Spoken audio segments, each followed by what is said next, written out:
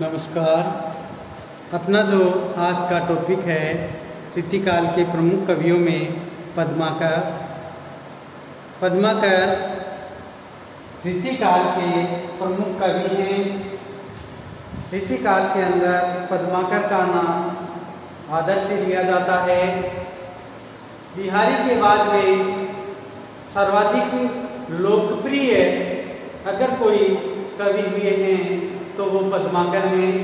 इनकी जैसी लोकप्रियता बहुत कम कवियों को प्राप्त हुई थी।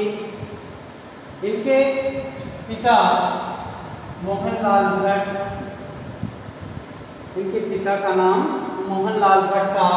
इनका जन्म 1753 ईस्वी के अंदर बांदा जिले में हुआ था और 80 वर्ष की आयु पाकर 1833 ईस्वी में इनका देहावसान हो गया था। पद्माकर को कई राजाओं के आश्रय में रहने का अवसर मिला। ये किसी एक स्थान पर टिककर नहीं रहे। इन्होंने कई आश्रयदाताओं के आश्रय में रह करके अपनी काव्य रचनाएं की हैं।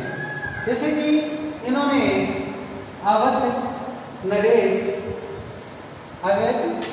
के दरबार में हिम्मत बहादुर एक सेना का जो बड़ा अधिकारी था और उस हिम्मत बहादुर सेनाधिकारी की प्रशंसा के अंदर इन्होंने अवध नरेश के आश्रय में रहते हुए जो हिम्मत बहादुर जो इनकी सेना के अवध की सेना के बड़े पदाधिकारी थे, उनकी प्रशंसा के अंदर इन्होंने हिम्मत बहादुर वीरदावली की रचना की थी।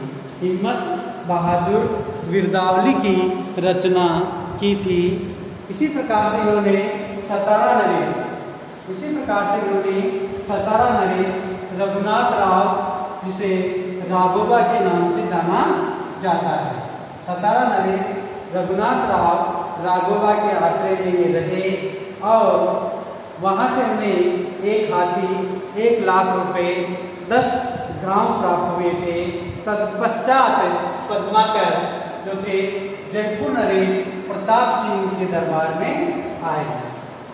उसके बाद में जो है पद्माकर जयपुर नरेश प्रताप सिंह के दरबार में आए और उन्होंने प्रताप सिंह के पुत्र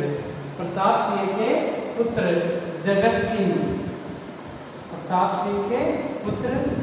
सिंह की प्रशंसा के अंदर जगत विनोद की रचना की।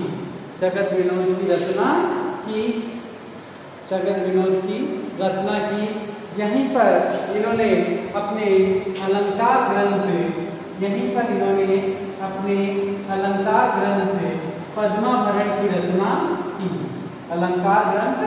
पद्माभरण की रचना की थी। तत्पश्चात में ये ग्वालियर के महाराजा दौलत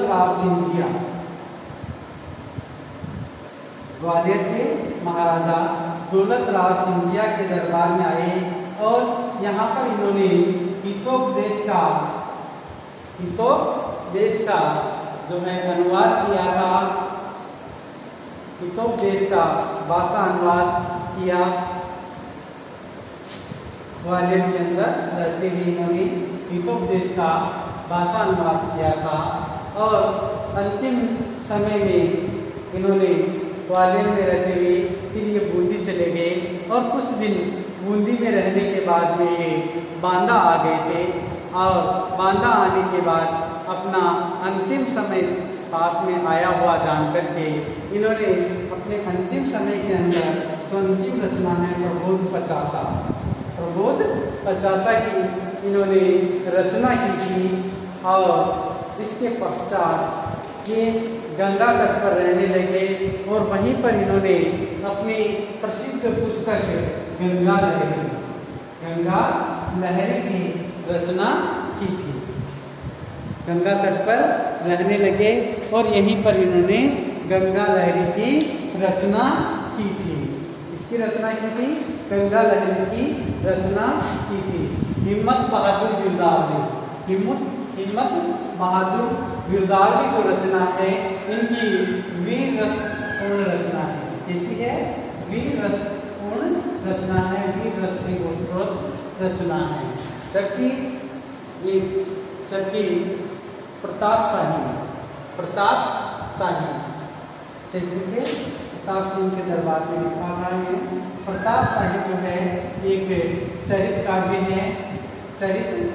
काव्य है। इसी प्रकार से जो है जगत विनोद जो है इनका श्रृंगार निरूपण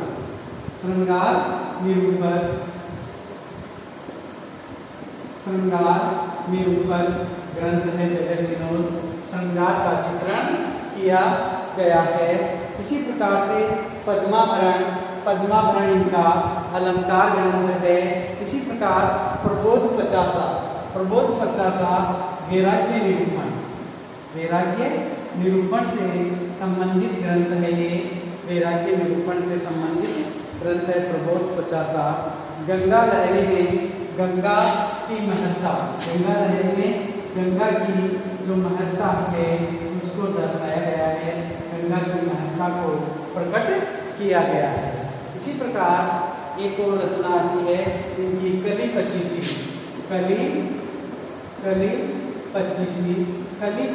के अंदर कलयुग का वर्णन मिलता है। इसका वर्णन मिलता है, कलयुग का वर्णन हमें प्राप्त होता है।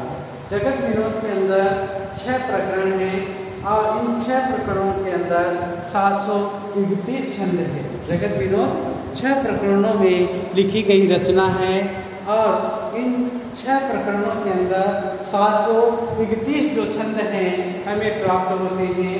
यह श्रृंगार रस एवं नायिका भेद के विवेचन का ग्रंथ है। काव्यांगों के लक्षण दोहों में हैं तथा उदाहरण कवित्व सवैया पद्धति के अंदर दिए गए हैं। इसकी जो रचना का आधार ग्रंथ है वह भानुदत्त की रसमंजरी, केशव की रसिक प्रिया और आचार्य विश्वनाथ का साहित्य दर्पण है। इन्हीं के आधार पर जगत विनोद की रचना की गई है। पद्माकर की जो गणना है वह रीतिकाल के श्रेष्ठ कवियों में होती है।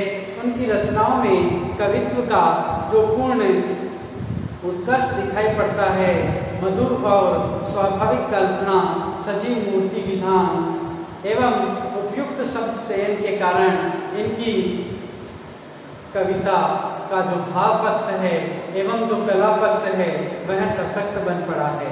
भाषा के अंदर प्रभाता है एवं जो विषय वस्तु है विषय वस्तु बहुत ही सशक्त है, जिसके कारण पद्माकर की जो गणना है रीतिकाल के श्रेष्ठ कवियों में की जाती है। इन्होंने जो होली का जो वर्णन किया है वो बहुत ही सुंदर बन पड़ा है। पद्माकर की कविता के अंदर आनुप्रासिकता के साथ साथ में कोमल भाव तरंग हैं, मधुर कल्पनाएं हैं, साफ सुथरी ब्रज भाषा का प्रयोग किया गया है। लाक्षणिक शब्दों का प्रयोग वे अनुभूति को सशक्त बनाने के लिए अपने काव्य में करते थे। इस प्रकार से इनका जो काव्य है वह बहुत ही महत्वपूर्ण स्थान रीतिकाल के अंदर रखता है, रखता है। जैसा कि इन्होंने होली के संबंध में इनका जो सवैया है वो बहुत ही प्रसिद्ध माना जाता है।